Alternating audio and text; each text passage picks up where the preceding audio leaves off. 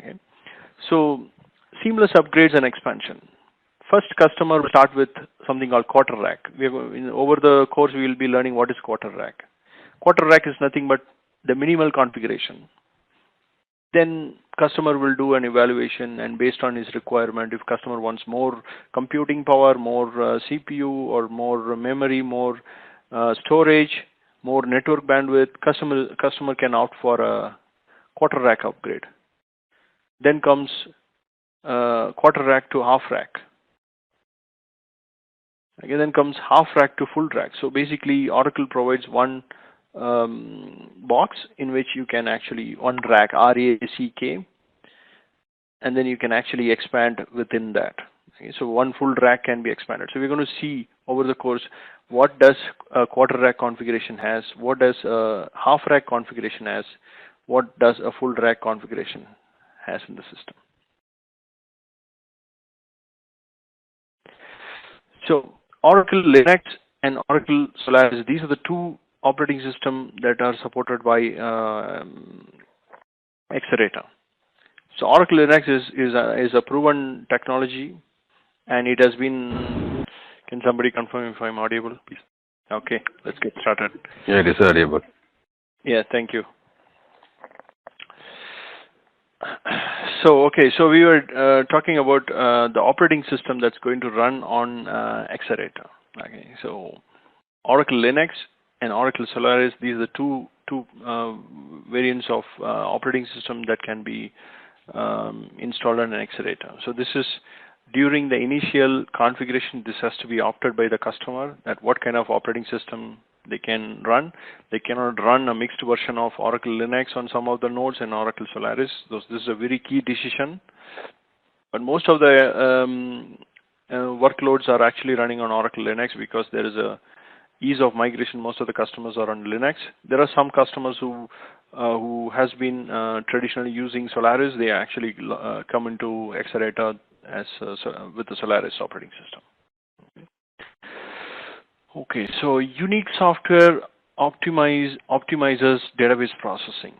Okay, so this slide is going to talk about some of the key features and some of the optimization that are actually available on Exadata. Okay, query offloading.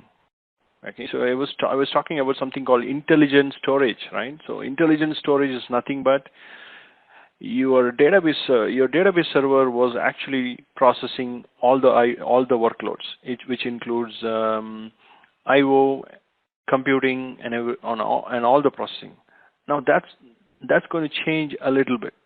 Okay, so what exactly is happening? What your storage servers were doing? Your storage servers. Okay, assume that it's a traditional model. You had a 2-node rack instance, a database computes engines. And then the storage was somewhere on a HP array. Now the storage out there is not intelligent in terms of what actually database needs. Okay, so we're going to very old because yesterday the backup page is kept in DL stack. So query offloading is something that we are going to learn how storage server is going to actually get benefited, or how storage server is going to handle this workload. Okay, when I say it's a quarter rack, assume that there are 2 database servers and 3 storage servers.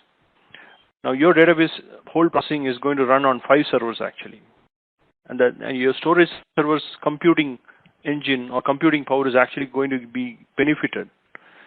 The database is going to speak to your storage server and tell what and how the query has to be returned. So we're going to learn over the course of the session how that is done and how Exadata is going to be useful in terms of offloading. Yeah, you have to go on mute, please. Yeah, so then comes storage compression. Okay, so how much data you can store, and Oracle Exadata allows you to compress the data. Okay, so we're going to talk about how compression actually can benefit performance, and how Oracle is doing the compression at storage level. Okay. Okay, Echo. Yeah, no problem. So database optimized PCI flash technologies. So the flash technology.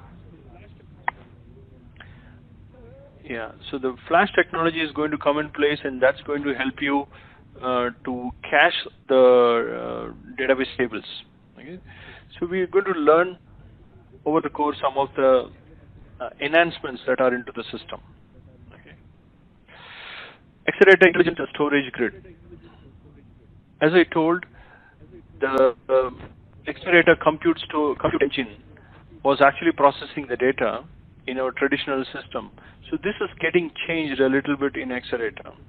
And your storage engine or your storage server is going to share the workload so that your computing engine actually offloads some of the work to your storage. Actually, storage then process or runs the query on your behalf and gives what data actually needs to the compute servers. The compute server actually does further fine tuning and then gives your data back to you. So that's going to completely change the code. Some of the customer cases I've seen, some of the ETL workloads or the queryings which happened, they were running 2-3 hours. On once moved to Exadata, they were running in fraction of seconds because of various technologies used. It is offloading the work to storage, flash caching, and the computing power of the servers.